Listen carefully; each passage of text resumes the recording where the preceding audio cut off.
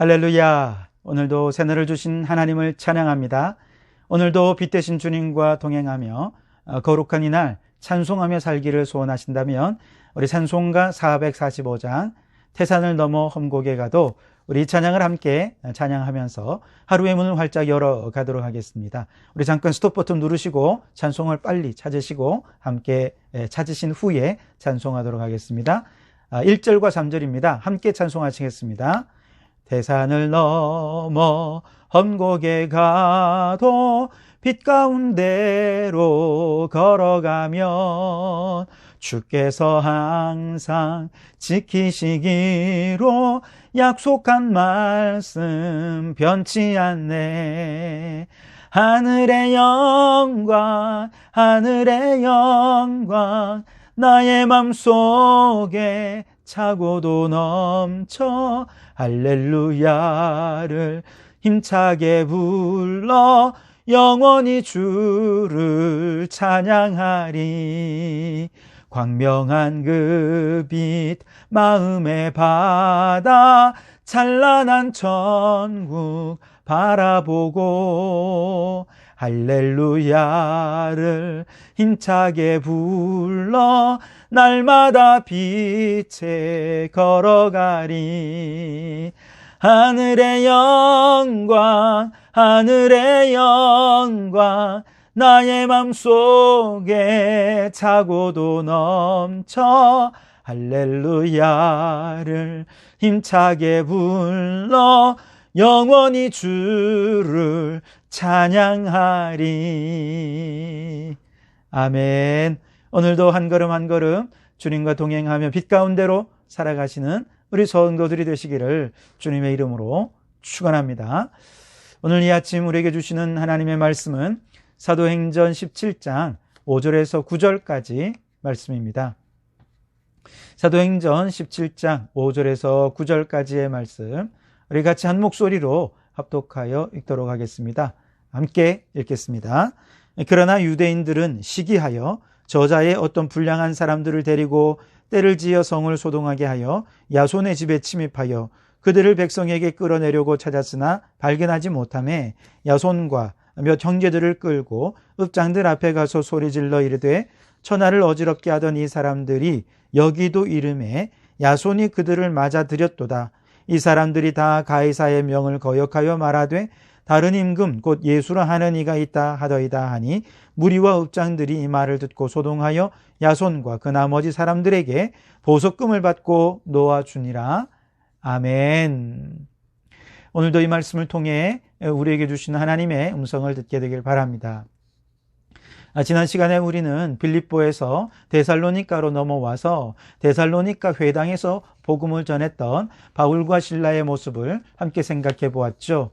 이때 바울과 실라는 그들의 관례를 따라서, 즉 선교의 원칙을 따라서 회당에 들어가서 세일의 동안 복음을 전했던 그런 모습들을 보게 됩니다.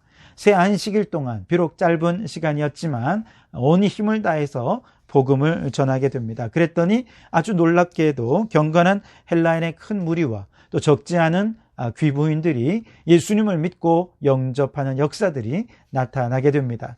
데살로니가 교회가 이제 개척이 된 것이죠. 빌립보에 있을 때는 루디아의 집에서 빌립보 교회를 개척했다면 데살로니가에서는 누구의 집에서 데살로니가 교회를 개척했을까요?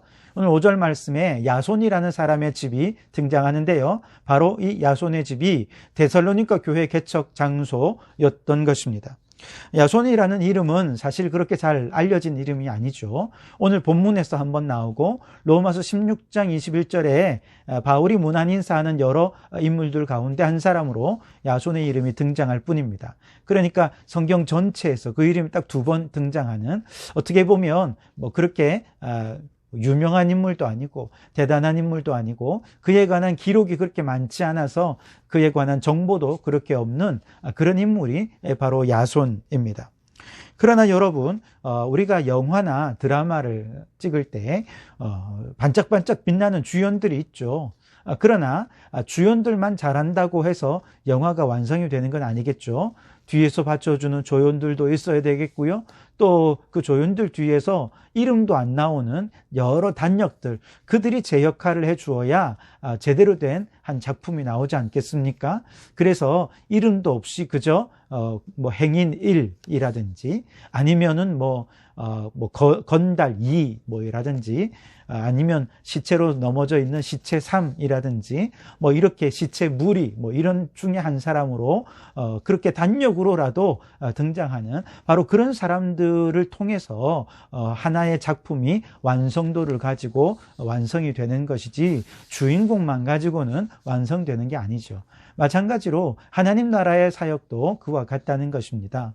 아브라함처럼 혹은 다윗처럼 혹은 바울처럼 정말 성경의 역사에서 위대하게 빛나는 반짝반짝 빛나는 귀한 인물들이 참 많이 있죠. 그분들을 보면서 우리는 그분들이 이름을 따서 내 이름을 짓기도 하고 또 그분들을 닮아가고자 늘 그분들의 삶을 묵상하기도 하죠. 그러나 그분들뿐만 아니라 성경에 하나님 나라의 사역이 완성되는 모든 과정에는 이름도 없이 빛도 없이 마치 단역처럼 그렇게 봉사하고 헌신하고 또 믿음을 지키면서 고난 가운데서도 충성했던 수많은 인물들을 통해서 하나님의 나라가 확장되고 복음이 전진해 가고 하나님 나라의 사역이 점점 완성을 향해 나아가게 되는 그런 역사들이 있었던 것을 보게 됩니다.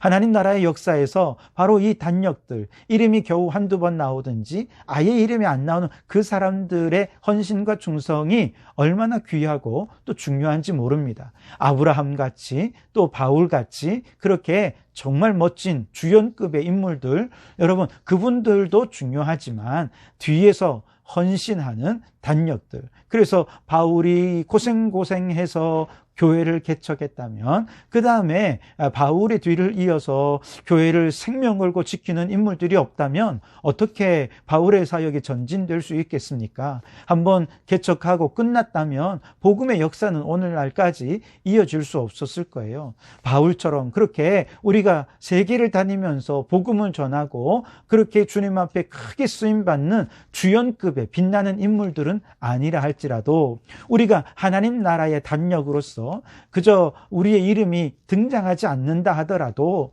정말 우리가 오늘 우리의 삶의 자리에서 우리의 믿음을 잘 지킬 수 있다면 바로 그런 믿음에 충성된 일꾼들을 통해서 복음이 점점 더 확장되어져 가게 될 줄 믿습니다. 잠언 16장 4절 말씀에는 여호와께서 온갖 것을 그 쓰임에 적당하게 지으셨나니 악인도 악한 날에 적당하게 하셨느니라. 아멘. 여러분, 이 말씀을 보면서 그럼 하나님께서 악인도 창조하셨는가? 이건 지나친 해석이죠. 하나님은 결코 악인을 창조하지 않으셨습니다. 악인들의 악한 행위도 용납하지 않으십니다. 다만 하나님께서 비록 악인이 행하는 일이라 할지라도 하나님 나라를 위해 적절한 역할을 할 수 있도록 그렇게 합력하여 선을 이루게 하시고 섭리하시는 분이 우리 하나님이라 하는 것이죠. 그만큼 하나님 나라에는 쓸모없는 자가 없다라고 하는 말씀이 되겠죠. 자, 어제 말씀드린 대로 다시 본문에 돌아오면 데살로니가의 회당에서 예수가 그리스도이시다, 또 하나님의 아들이시다, 더 나아가 바로 십자가의 고난을 통해 우리에게 구원의 길을 열어주셨다라고 유대인들에게 직접적으로 예수가 그리스도이심을 선포했죠. 이렇게 고난의 종 메시아를 선포하자 경건한 헬라인과 또 야손과 같은 사람들이 예수님을 믿고 구원을 받는 사람들도 있었지만, 다른 한편에서 유대인들은 자신이 알아왔던 또 기대했던 메시아와 전혀 다른 메시아를 전하는 바울의 일행을 보면서 이건 성경을 잘못 가르치는 것이고 거짓 선지자다 하면서 미워하고 증오하는 그런 무리들이 생겨나게 되었죠. 그래서 바울이 새 안식일의 회당에서 복음을 전하였을 즈음에 유대인 중에 몇몇 사람들이 시장통에 불량배들을 섭외해서 바울과 실라가 거주하고 있던 야손의 집을 난입하여 들이닥친 것이죠. 5절 6절 말씀을 보시면 그러나 유대인들은 시기하여 저자의 어떤 불량한 사람들을 데리고 떼를 지어 성을 소동하게 하여 야손의 집에 침입하여 그들을 백성에게 끌어내려고 찾았으나 발견하지 못하며 야손과 몇 형제들을 끌고 읍장들 앞에 가서 소리질러 이르되 아멘.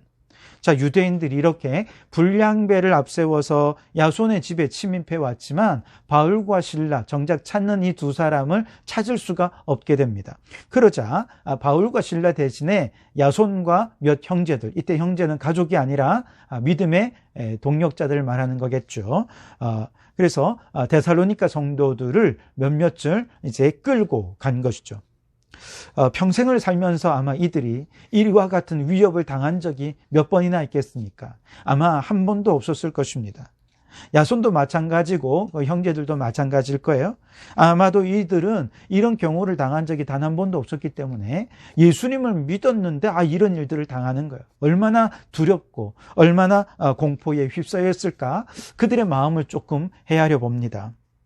특별히 여러분, 이들은 이제 막 예수님을 믿은 초신자 아니겠습니까? 바울이 데살로니가에서 복음을 전한 지 3주밖에 안 됐습니다. 겨우 3주 동안 복음을 전했을 때 예수님을 영접한 거 대단한 일이지만 이제 막 믿은 초신자가 아니겠습니까? 예수님을 믿자마자 불량배들이 집을 난임하고 또 끌려가서 위협을 당하는 것 등 아주 정말 말로 못할 그런 어려움을 당하게 되는 거죠. 여러분, 그들이 얼마나 두려웠겠습니까? 그들의 마음속에 이 믿음 계속 지켜도 괜찮을까? 아마 그런 마음 들지 않았겠습니까? 야손도 사실 한 번도 그런 일을 당하지 않았지만 겨우 이제 예수님을 믿었는데 이런 일을 당하니 얼마나 큰 마음이 힘듦이 있었겠습니까? 그런데 놀랍고 감사한 것은 이들의 믿음이 어떤 위협과 또 혹은 핍박 가운데에서도 흔들리지 않는 믿음이었다는 거예요. 야손뿐만 아니라 함께 끌려갔던 모든 성도들이 이와 같이 흔들림 없는 믿음, 오히려 고난과 핍박 속에서 그 믿음이 더 든든하게 세워지는 그런 믿음의 소유자들이었다는 것이죠.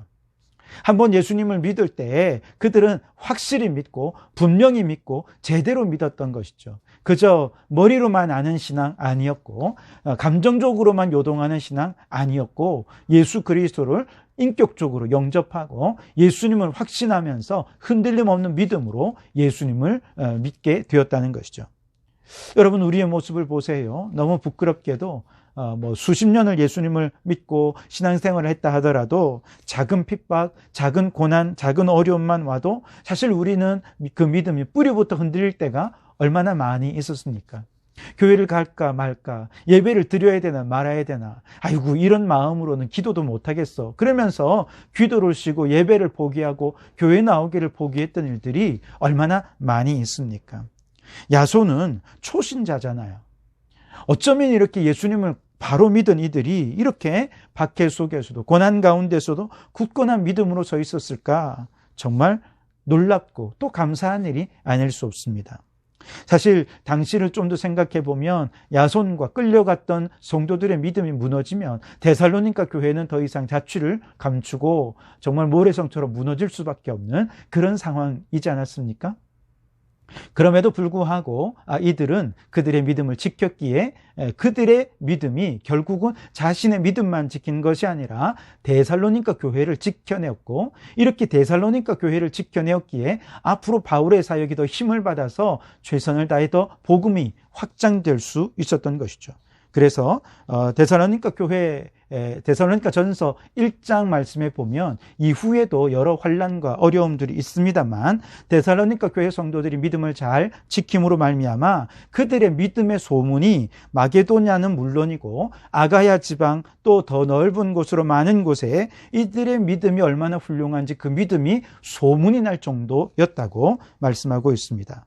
여러분, 오늘 우리는 야손에 대해서 또 그와 함께한 믿음의 형제들에 대해 배우고 있습니다. 그들은 대단한 인물들도 아니었고 잠깐 그 이름이 등장하거나 혹은 그 이름이 아예 등장하지도 않는 그저 몇 형제들, 이렇게 표현이 된 사람들이지만 여러분, 이들이 없으면 데살로니가 교회도 없고 이들이 없으면 사도 바울의 데살로니가 전후서의 성경도 없을 것입니다. 결국 복음이 위축되고 축소되고 하나님 나라의 사역에도 지장이 분명히 있었을 것입니다. 그런 면에서 하나님 나라는 귀중하지 않은 인물이 아무도 없다는 것이죠. 하나님 나라를 위해서 하찮은 역할이란 결코 없습니다. 다만 주어진 역할을 하찮게 여기는 악한 종들이 있을 뿐이죠. 그러므로 여러분, 우리 모두 바울이 될 필요는 없습니다.